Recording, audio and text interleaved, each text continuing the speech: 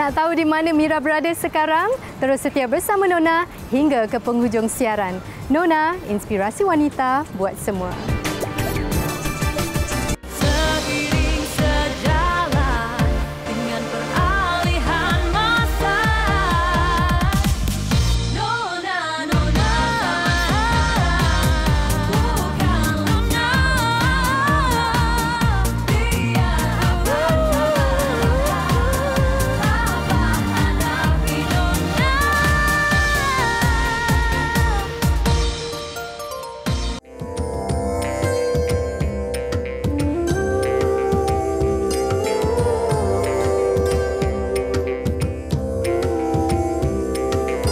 Assalamualaikum buat penonton setia Nona. Apa khabar? Mira doakan anda sentiasa berbahagia di samping insan tersayang.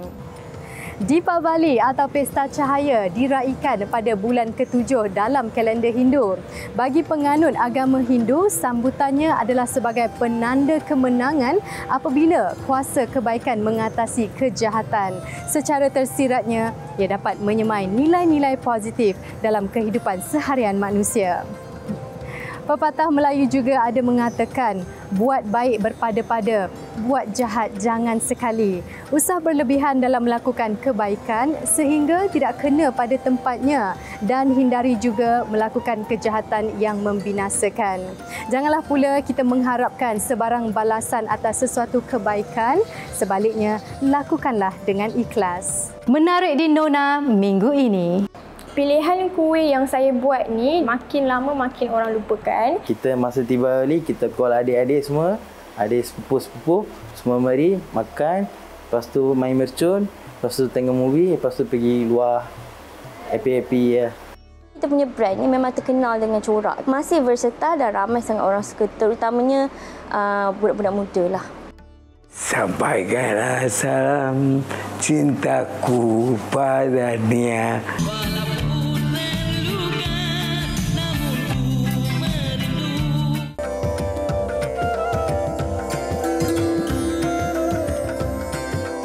Malaysia meriah dengan pelbagai perayaan berbilang bangsa.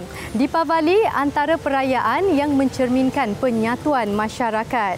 Selain persiapan warna-warni pakaian, tidak lengkap tanpa persediaan sajian yang enak untuk dinikmati ketika perayaan Deepavali. Kudapan seperti gula kelapa, kuih siput, neo rundai, maruku dan adi rasam antara yang dihidangkan kepada tetamu. Sulaiha Abdullah, wanita berketurunan Melayu dan India ini turut mengambil peluang mengusahakan makanan warisan nenek moyang sebagai sumber pendapatannya. Lebih mengujakan apabila wanita ini fasih berbahasa Tamil sekaligus menambat hati pelanggan pelbagai bangsa.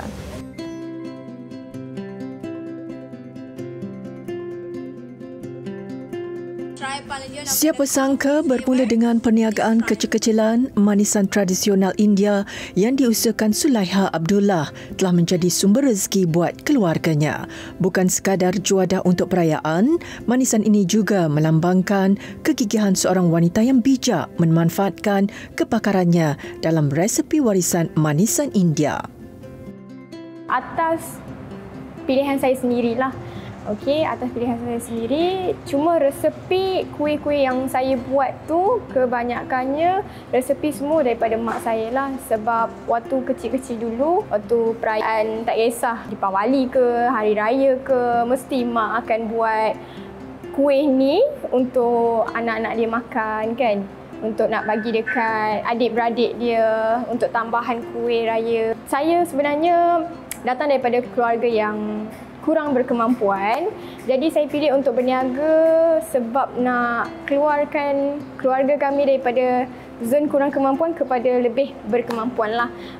Anak sulung daripada dua adik-beradik ini telah dibimbing ibunya dalam menghasilkan manisan istimewa sejak usia remaja lagi. Semangatnya untuk mempelajari resepi tradisi tidak pernah luntur. Pilihan kuih yang saya buat ni disebabkan dekat market media sosial ataupun offline, dia sangat-sangat kurang lah nak cari benda ni. Makin lama makin orang lupakan. Jadi saya tak nak orang zaman sekarang ataupun anak-anak muda zaman sekarang melupakanlah kuih tradisional orang India ni lah. Sebab saya check market pun waktu saya start berniaga tahun 2021, memang tak ada galakan ataupun tak nampak market mereka. Jadi selepas saya menjual, saya nampak bukan setakat orang Indian sahaja yang membeli, tetapi Melayu, Cina pun ada juga yang mencubalah.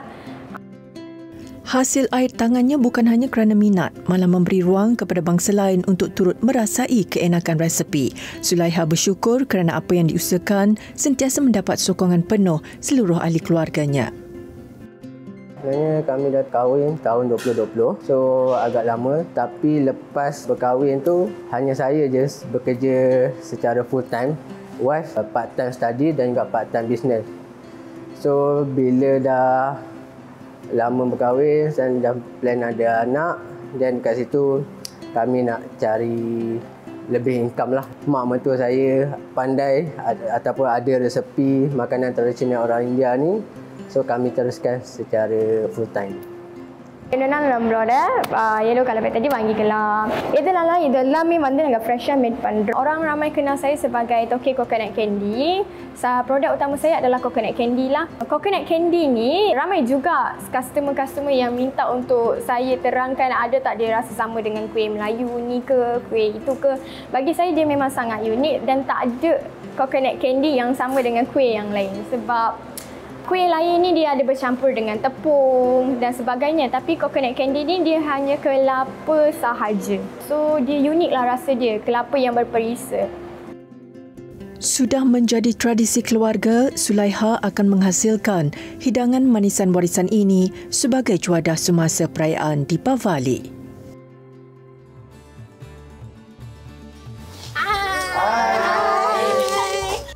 Kepelbagaian adat resam dan perbezaan agama tidak pernah menjadi penghalang buat keluarga Sulaiha untuk meraihkan pesta cahaya yang dinanti-nantikan ini. Menjelang musim perayaan Deepavali, Sulaiha akan berkunjung ke rumah ibu saudaranya untuk membuat persiapan termasuk bergotong royong menghias rumah. Suasana semakin meriah apabila seluruh ahli keluarga turut serta membuat persiapan. Kita masa tiba balik, kita call adik-adik semua, adik sepupu-sepupu, semua mari makan, lepas tu main mercun, lepas tu tengok movie, lepas tu pergi luar happy-happy ya.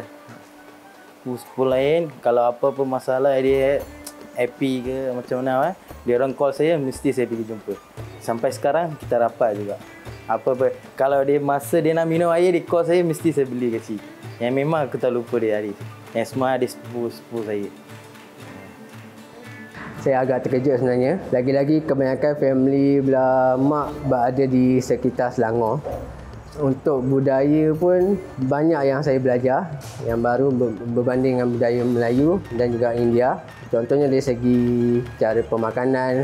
Tapi bila ada perayaan Deepavali, kami akan ziarah ataupun mereka akan jemput kami datang ke rumah untuk sambut sekali ataupun makan-makan macam makan besar.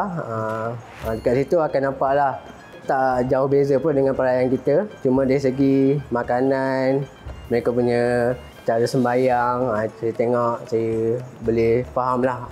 Okey, timing waktu ni diorang kena sembahyang, waktu ni okey boleh makan.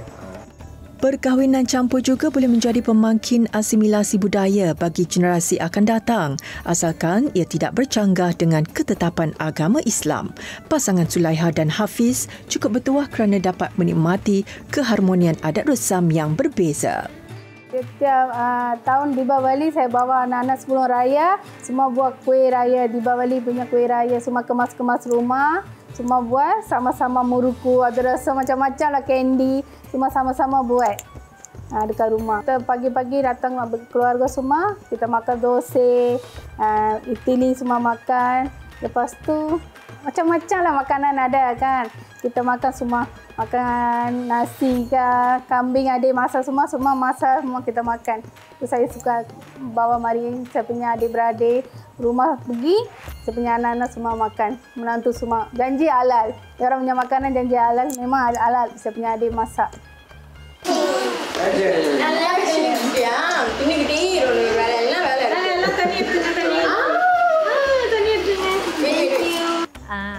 lah. Mula-mula papa mama marah kan. Lepas tu lama-lama sudah okey. Tiba balik semua orang datang happy. Sudah semua lupa lah. Sudah lupa. Kalau dia orang datang rumah, saya panggil wanakom. Dia orang cakap salam. Tak ada apa-apa lah. Okey juga. Menghias kolam Deepavali menjadi acara wajib bagi mereka sekeluarga setiap kali tiba hari perayaan. Lebih menarik, Sulaiha sekeluarga memilih untuk menghasilkan kolam secara tradisional berbanding penggunaan biji beras yang lebih moden dan mudah. Di sebalik perbezaan kepercayaan, keluarga ini masih berkumpul bersama setiap kali tibanya sambutan perayaan. Bagi mereka, ikatan keluarga dan juga ukhuwah adalah lebih bermakna jika dapat dirayakan bersama meskipun sudah berlainan agama. Harapan saya terhadap kedua-dua family ni, hubungan kita berkekalan dan berpanjangan. Saya sangat happy bila dapat sambut Deepavali bersama dan kaum keluarga belah bangsa India juga boleh hadir ke kami punya majlis perayaan Haji Fitri lah. Memang saya sangat-sangat happy bila ada kaum family yang berlainan bangsa dengan saya. Sebab saya boleh belajar macam-macam dekat situ dari segi budaya dan juga agama. Harapan saya kalau boleh, saya nak ikatan keluarga ni terus menerus sampailah ke anak cucu lah. Sebab benda ni sangat rare. Ada orang tak boleh terima, ada orang boleh terima. Jadi saya pun ingin walaupun nanti bakal ada menantu ke, saya nak semua boleh menjalani hubungan kekeluargaan ni sama macam yang kami melalui sekarang. Sebab happy tau bila kita tahu tentang budaya, kaum, makanan orang lain kan. Kita amalkan dekat kita punya waris juga, generasi juga. Bagi keluarga Sulaiha, sambutan Deepavali bukan sekadar perayaan tetapi simbol keutuhan kasih sayang dan keharmonian yang wujud di sebalik perbezaan agama dan budaya. Mereka turut menjadikan perayaan ini sebagai peluang untuk memperkukuhkan ikatan kekeluargaan sambil mengekalkan nilai-nilai tradisi yang diturunkan oleh nenek moyang mereka.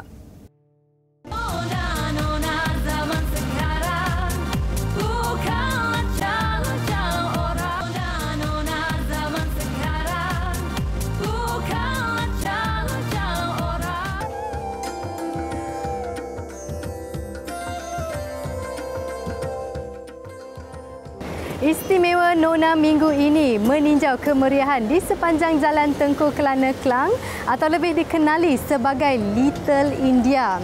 Lokasi di bawah seliaan Majlis Bandaraya Diraja Klang ini menempatkan kedai-kedai jualan pelbagai keperluan masyarakat India. Macam-macam ada, dari pakaian berwarna-warni dan gemerlapan aksesoris sehinggalah makanan yang menyelerakan. Kawasan ini dihadiri oleh pelbagai lapisan masyarakat dan menjadi lebih meriah apabila tiba musim perayaan. Sari sebidang kain tidak berjahit berukuran 6 meter panjang biasanya digaikan oleh wanita India dalam pelbagai keraian maupun perayaan. Warna-warna terang sering menjadi pilihan dalam penggayaan pakaian tradisi kaum India yang mencerminkan keceriaan dan keindahan persalinan. Ada pelbagai cara dalam penggayaan sari bergantung kepada pengaruh kawasan jajahan dan juga suku kaum di India.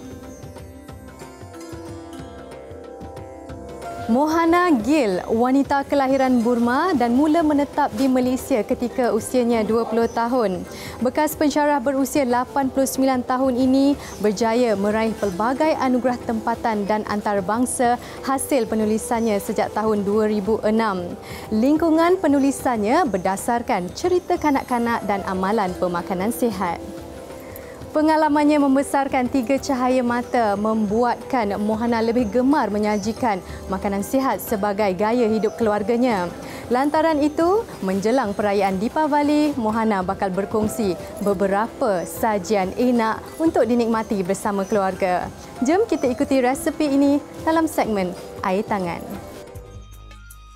Terkenal dengan penghasilan buku masakan dan bacaan kanak-kanak, Mohana Gill juga cukup mahir dengan penyajian resepi sihat. Wanita ini sering menggunakan bahan-bahan masakan berasaskan sumber alam semula jadi. Saya Aunty Mohana. Hari ini saya tunjukkan macam mana boleh masak untuk special ya Deepavali.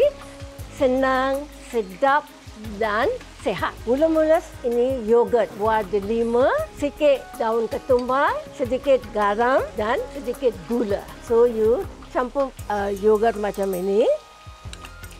Just macam ini ya. And then you masuk gula sedikit saja, sedikit garam, and then kacau, and then you put it in a nice bowl, right? Lepas tu ni ada buah delima, tengok macam cantik ya, putih dan warna merah. Then kita boleh taruh atas sikit daun ketumbar, and then sedikit serbuk buah pelaga.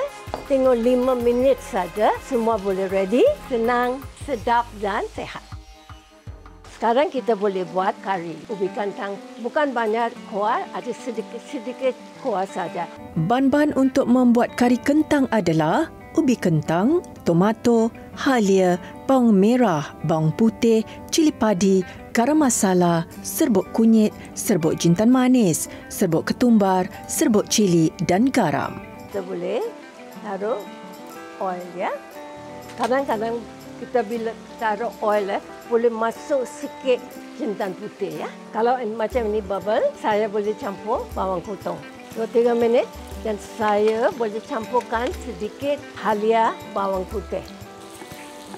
2-3 minit sudah, saya boleh masukkan ini tomato. Tapi ini tomato saya buat sikit halus ya. Kita selalu cakap bila-bila kita nak masak ya, ini magic box. So, dalam ini sedikit kunyit, sedikit cumin, sedikit ketumbar, sedikit cili, sedikit garam. Tengoklah kalau mau sikit pedas boleh campur lagi cili, kalau kurang boleh kuranglah. Fikiran saya kadang-kadang boleh masuk cili hijau, boleh masuk. Almost ready ya. Minyak ada keluar dan saya boleh campur ubi kantang. Ini ubi sudah rebus. Lagi 5 minit saja. Bila ini sudah siap, saya selalu boleh campur sikit garam masala. Kalau mau sikit kuah, boleh campur air sedikit. Ini ubi kantang kari dah siap. Atas boleh taruh sikit daun ketumbar. Sekarang saya nak buat kacang kuda. Ya, mula-mula kacang kuda macam ini kering. Tu semalam boleh masuk ke air dan boleh kembang ya. Tapi mesti nak rebus macam ini. Macam sudah siap. Then only makan sedap ya. So kita boleh masukkan sedikit minyak. Kadang-kadang if you don't want to use minyak, ghee pun boleh juga. Taruh sikit curry leaf and then cili kering. Kita boleh masuk sikit. Chop bawang. And then kita boleh campur kacang ya. And boleh campur sedikit kunyit, sedikit garam, sedikit cili kalau sukalah. And then itu cumin. Kalau boleh campur tomato pun boleh juga. Masak 3-4 minit bukan kacang pun sudah masakkan. Tomato sikit boleh halus. Dan ini sudah siap. Saya mau taruh sikit limau ya. Because sikit manis, sikit limau, sedap ya. Sekarang kita boleh buat paneer dan pea curry ya. Ini paneer, this is Indian cheese. Selain paneer, masakan ini juga memerlukan kacang peas, bawang merah, halia, bawang putih, serbuk kunyit, serbuk ketumbar, serbuk cili dan garam. Setelah minyak panas, masukkan jintan manis bagi menaikkan aroma masakan. Seterusnya, masukkan hirisan bawang dan tumis hingga sedikit layu. Bawang putih, sikit halia, saya masukkan sedikit tomato ya. Potong tomato pun. Kadang-kadang kalau boleh halus pun boleh juga. Kita boleh masuk sedikit garam, kunyit, ketumbar dan cili. Then kita boleh masukkan paneer, potong macam ini, and then masuk itu kacang peas ya. Kita campur sikit air, mau sikit kuahkan. 5-4 minit sudah siap. Sini saya boleh masukkan magic garam masala sedikit ya. Terus kita boleh masak manisan ya. Manisan itu sedap lagi, untuk sihat pun baik dan banyak senang. Bahan-bahan untuk manisan, kita nak susu, apel hijau, sedikit gula, serbuk buah pelaga, campur sikit almond, lagi sikit pistachio. Mula-mula saya boleh masak itu apple ya. Boleh campur sedikit gula ya. Gula merah pun boleh juga. Tapi nanti hari ini pakai gula putih ya. Pakai about 5 minit, 6 minit ya. Sampai itu gula ada sikit air dan apple boleh masak. Apel hijau ini perlu dimasak dengan api perlahan sehingga lembut. Dan now kita boleh masak susu. Ini fresh milk ya. Itu susu saja. Campurkan satu pot. Just slowly boleh masak. Ini kacau. 40-45 minutes until the susu becomes pekat. Susu sudah pekat macam ini. Ya, lambat sikit tapi sedap. Sekarang susu pun ada sejuk. Lagi apple pun ada sejuk. Dan kita boleh campur dua-dua macam tu. Ini dah siap. Lagi atas sini kita boleh campur sikit badam. Lagi sikit pistachio. And then sedikit untuk wangi ya. Itu cardamom. Menjelang perayaan yang bakal tiba, Mohana tidak melepaskan peluang untuk mengundang beberapa rakannya bagi menikmati sajian istimewa ini bersama-sama.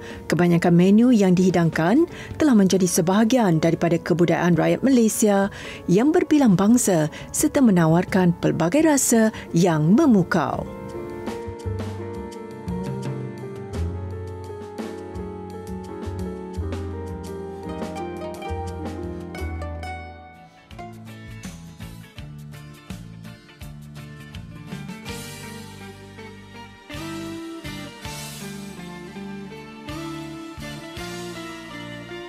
Bait-bait lirik sampaikan salam cintaku hingga akhir nanti dan andainya aku pergi dulu antara dendangan popular penyanyi legenda Datuk David Arumugam yang kini mencecah usia 74 tahun. Lagu-lagu kumpulan Alley Cats bukan sahaja malar segar, malah turut digemari oleh pelbagai lapisan bangsa. Sudah lama kita tidak melihat kemunculan penyanyi bersuara lunak ini di layar televisyen. Jadi, ayo kita ikuti perkembangan terkini vokalis kumpulan muzik hebat ini dalam kisah selebriti. Sampaikanlah salam cintaku padanya, walaupun terluka namun ku merindu.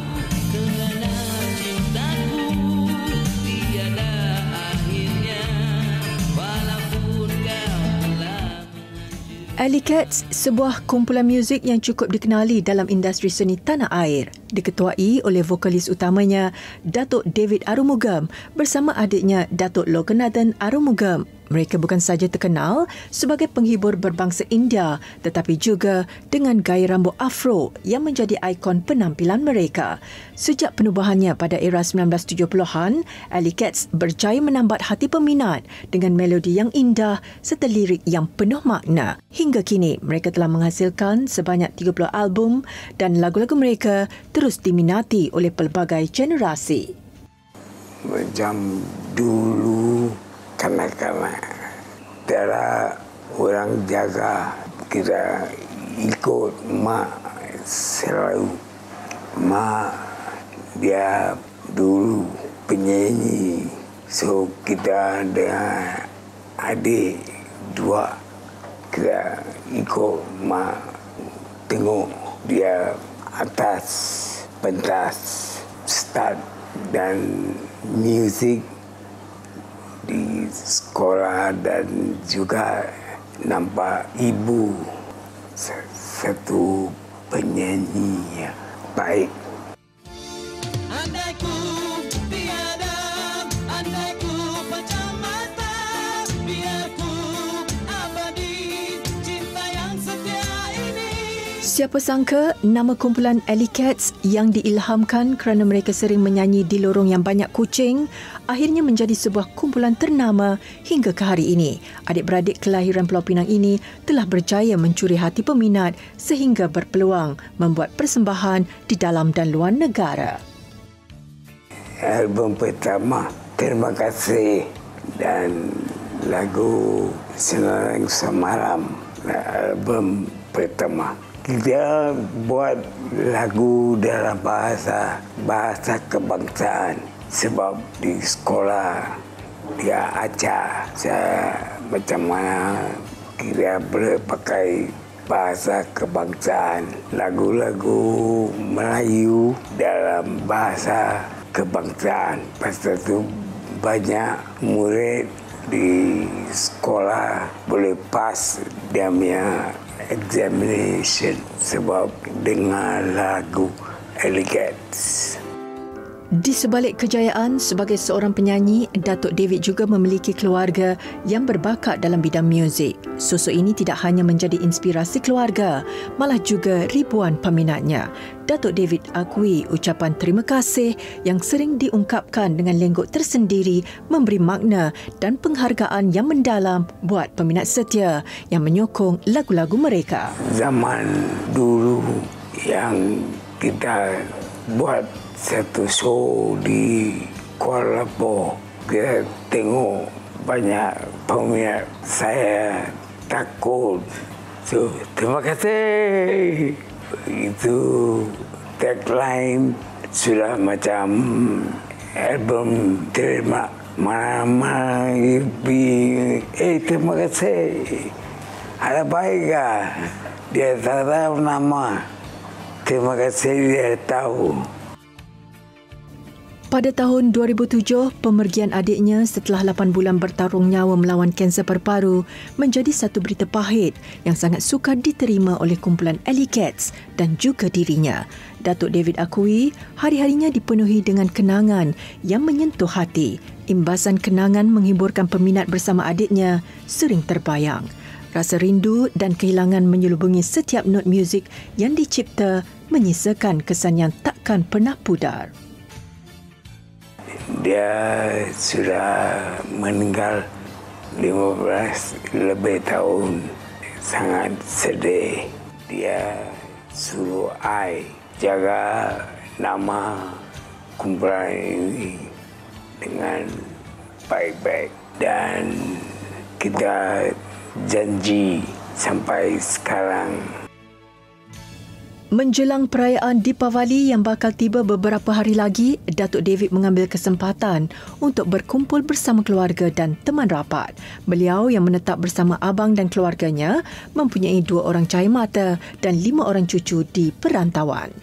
Di tempel semayang baru punya baju macam baju tradisional dan kita jemput macam kawan-kawan datang rumah makan meriah. Bagi Datuk David, peminatnya adalah segalanya. Tanpa sokongan dan pendengar setia, perjalanan seni mereka tidak akan bermakna. Selagi kudrat masih ada, David akan terus menghiburkan peminat dengan lagu-lagu indahnya. Kehadiran vokalis kumpulan ini bukan sahaja memberi inspirasi, tetapi kejayaannya juga tidak ternilai harganya. Semoga jasa dan lagu-lagu Alley Cats akan terus dikenang sampai bila-bila dan menjadi sebahagian daripada sejarah muzik tanah air. Andainya aku pergi dulu sebelummu, janganlah kau bersedih hati. Ku percaya kau selalu di sisiku, bermasa bilang mimpiku. Saya dan family saya ucapkan Selamat Hari Deepavali. Yeay.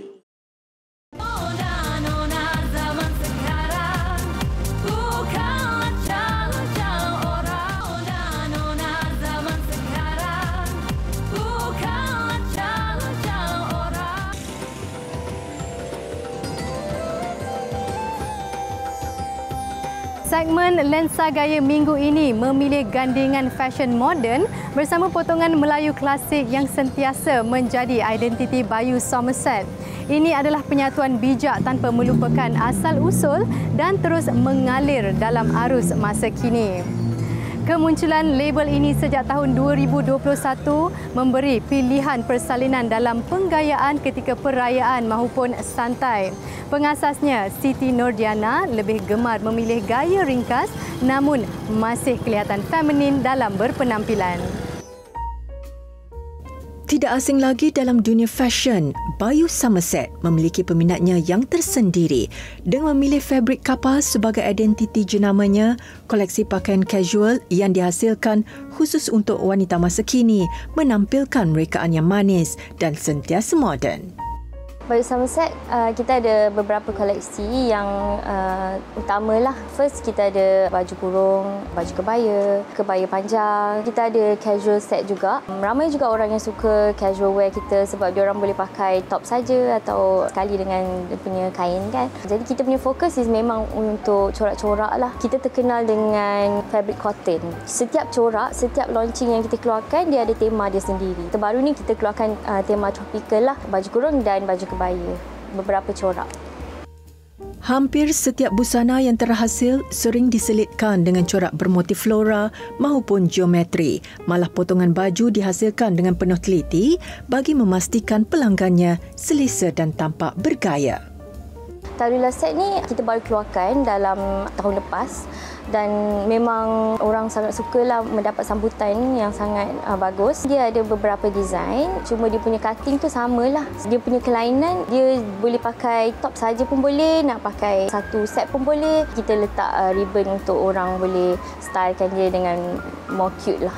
Lace tu sekarang dia in trend lah dalam fashion. Jadi orang selalu gunakan lace tu kontra dengan kain corak dia supaya lace tu dia lebih nampak. Sebab lace tu kan dekat bawah je, dia tak adalah besar, dia kecil je. Kita letak contrasting colour lah untuk lace tu. Jadi orang sukalah sebab dia punya design tu memang comel-comel macam tu. Kurung Kedah ni, produk yang pertama kita keluarkan masa kita tubuhkan brand ni, memang sangat terkenal. Kita punya main produk sampai sekarang. Ramai sangat orang suka sebab dia punya loose cutting dan dia punya material. Orang Malaysia kan suka macam selesa untuk kita punya cuaca. Diorang lebih prefer kita punya main produk. Kita buat kain selisih dan kita letak ada poket dekat belah kanan. Kita ada juga buat turun bawal. Samalah kain dia dengan corak baju tu. Jadi corak-corak tu kita pelbagaikan lah dia punya design. Ada yang jadi kurung Kedah, ada yang jadi kebaya, ada yang jadi tudung juga. Tapi kita jual separate lah. Up to pelanggan lah nak beli yang mana ikut corak yang dia suka.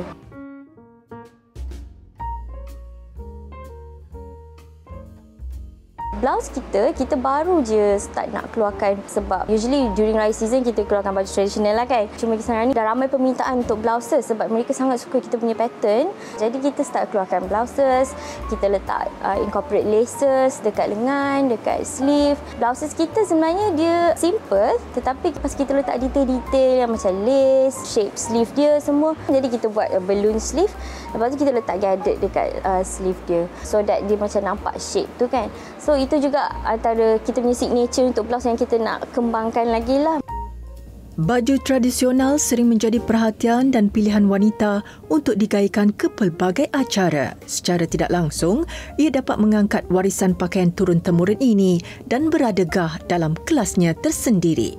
Kebaya ramai yang disukai oleh macam mostly budak-budak uni, cikgu sukalah sebab kebaya kita tak dia very loose cutting, dia ada hidden zip dekat depan. Jadi untuk nursing mom ke senanglah nak pakai dan of course dibuat daripada cotton lah. So nadi kebaya ni adalah kebaya pertama yang kita keluarkan selain the main kebaya. Dia ada different version of nadi kebaya lah. Ada yang kita buat kain lipat belakang, ada yang kain selisih depan. Memang dia lebih loose daripada kebaya mini tu dan dia punya design bawah dia macam ada lengkung dekat bawah dan dia guna butang bungkus. Jadi butang bungkus ni ramai juga orang suka sebab dia comel. Lepas tu dia punya neckline pun ada bentuk V.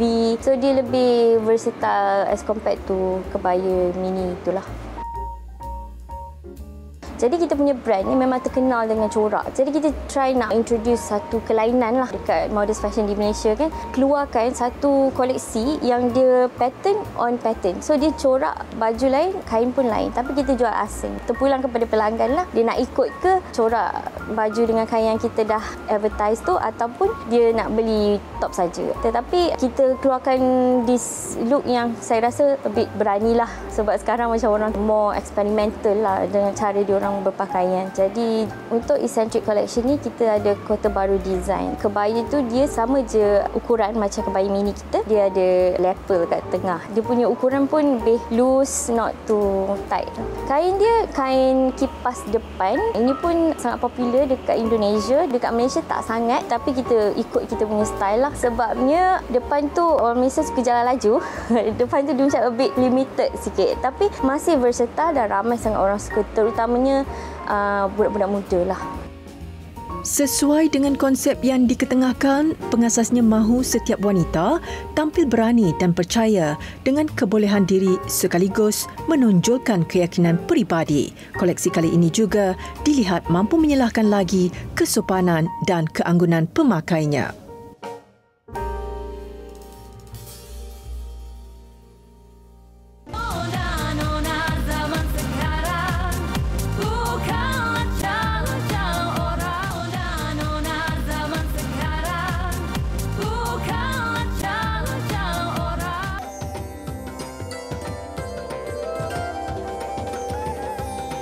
Masalah pada kulit bagaikan mimpi ngeri bagi ramai wanita. Terutamanya kemunculan bintik-bintik hitam pada wajah seperti jeragat tatkala terdedah kepada matahari. Ini antara cabaran yang sering dilalui oleh wanita yang mahu kekal cantik dan awet muda. Selain muka, rambut juga mengalami masalah tidak bermaya dan tidak terurus. Menerusi segmen Nak Cantik, ahli terapi Kalavati Rasalingam berkongsi rawatan Ayurveda menggunakan bahan-bahan alami sebagai penyelesaiannya. Vanakkam, selamat datang. Pengalaman selama 20 tahun dalam bidang kecantikan menjadikan wanita berusia 51 tahun ini gemar menggunakan bahan semula jadi sebagai ramuan rawatan untuk menyegarkan diri. Hai semua, salam sejahtera. Saya Kalavati Rasalingam. Hari ini saya akan tunjukkan dua jenis rawatan semula jadi yang menggunakan segala herba yang ada di rumah kita ya. Rawatan ini melibatkan rawatan jeragat dan juga rawatan kelamemur. Untuk rawatan jeragat pada wajah, sediakan kentang, limau, yogurt, madu dan tepung beras. Untuk masalah jeragat dia ataupun pigmentasi, kita harus menggunakan herba yang ada di sini ya. Masker kita berasaskan ubi kentang. Ubi kentang tinggi dalam vitamin C-nya ya. Ubi kentang juga bagus untuk membina sel-sel kolagen. Madu biasanya digunakan untuk menegangkan kulit muka kita dan muka akan lebih glowing ya, lebih cerah, lebih bercahaya. Yogurt dan limau pula sangat bagus untuk memudarkan pigmentasi anda dan juga untuk memperbaiki sel-sel kulit anda yang bermasalah. Khususnya bagi orang yang kerap menghadapi masalah jerawat, anda harus menggunakan yogurt dan juga limau. Tepung beras digunakan untuk menyerap minyak-minyak berlebihan yang keluar dari kulit muka kita, juga untuk mencerahkan lagi kulit muka dan juga untuk menegangkan kulit muka kita ya. Kisar kentang, limau, yogurt dan madu hingga halus. Dah blend, bancuhannya menjadi seperti ini ya. Dan tepung beras pula kita masukkan ikut kepekatan yang kita mahukan ya. Jadi saya masukkan 2 sudu kecil tepung beras. Kalau tak cukup lagi, tambah lagi. Okey, sebelum mula sapu pada muka, bersihkan muka. Betul-betul guna pencuci, bersihkan dulu muka. Tak perlu ada makeup dan sebagainya. Okey, kamu boleh guna eye cotton ya. Okey, kita tutup mata tu dulu. Selepas itu kita ambil masker ubi kentang ini dan kita sapukan rata. Okey, kita lihat ya, masker ini boleh menegangkan kulit muka juga selain memudarkan jeragat yang ada ya. Kita sapu sampailah ke bahagian leher. Kalau tak, apa yang berlaku? Leher dengan kulit muka kita tak sama warna ya. Biarkan bahan-bahan alami ini meresap pada wajah selama 20 minit. Lepas masker ini kering, cuci betul-betul. Okey, cuci dan kamu boleh gunakan moisturizer selepas itu. Rawatan ini boleh diamalkan sekurang-kurangnya 2 hingga 3 kali seminggu bagi mendapatkan kesan yang baik. Kalawati turut berkongsi rawatan kelemumur yang boleh dilakukan di rumah. Untuk rawatan seterusnya, sediakan daun semambu, daun kari, limau, soda penaik, yogurt dan minyak kelapa. Biasanya masalah kelemumur ini dikaitkan dengan masalah gaya hidup kita sendiri, tidur yang tidak mencukupi, kurang minum air, pemakanan dan sebagainya. Untuk mengatasi masalah ini, kita harus jaga gaya hidup kita. Saya nak tunjukkan, kita ada daun semambu, neem leaf ya, daun semambu. Ambillah dalam 10 batang ke ya. Lepas tu daun kari sama sahaja. 10 batang, kita boleh keringkan kalau kamu nak, ataupun kalau kamu nak terus blend secara fresh pun boleh. Saya biasanya akan keringkan kedua-dua daun ini dan jadikannya serbuk ya, begini. Okey, daun semambu dan daun kari yang sudah diserbukkan, saya akan ambil mula-mula lebih kurang 2 sudu ya, diikuti dengan perahan limau tadi kita masukkan. Baking soda ni saya guna lebih kurang 1 sudu besar. Yogurt kita boleh masukkan 1 ke 2 sudu besar. Dengan oil ya, coconut oil ni 1 ke 2 sudu besar. Boleh ya. Lepas tu kita bancuh, kita ratakan semua. Kalau kamu rasa ianya sangat pekat, boleh masukkan air. Okey, sekarang kita nak sapukan masker rambut yang kita sediakan untuk tujuan mengatasi masalah kelemumur ya. Bersihkan dulu kelemumur yang ada pada kulit kepala. Bagaimana nak bersih? Begini ya, kita bersihkan begini dulu. Korek-korek garu-garu keluar ya. Okey, kerana apabila kita tak keluarkan apa sahaja bahan yang kita sapukan di atas kelemumur itu tidak akan menyerap sepenuhnya. Kita ambil masker ini, kita ambil berus dan kita sapukan pada kulit kepala. Ingat dia, untuk masalah kelemumur, kita fokus pada kulit kepala, bukannya pada rambut. Bagi mendapatkan hasil yang optimum, rawatan kelemumur ini boleh diaplikasi 2 kali dalam seminggu. Apabila cuci dengan shampoo seperti biasa. Dah shampookan 1 ke 2 kali, lepas tu barulah kita conditionerkan.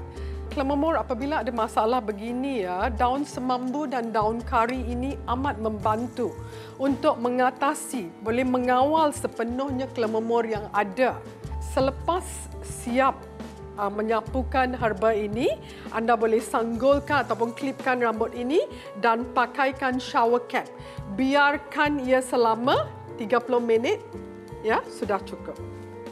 Penggunaan bahan alami sebagai rawatan kecantikan semakin dilupakan. Ramuan-ramuan ini sebenarnya amat mudah untuk dihasilkan dan boleh diamalkan secara konsisten di rumah tanpa bahan kimia yang berbahaya.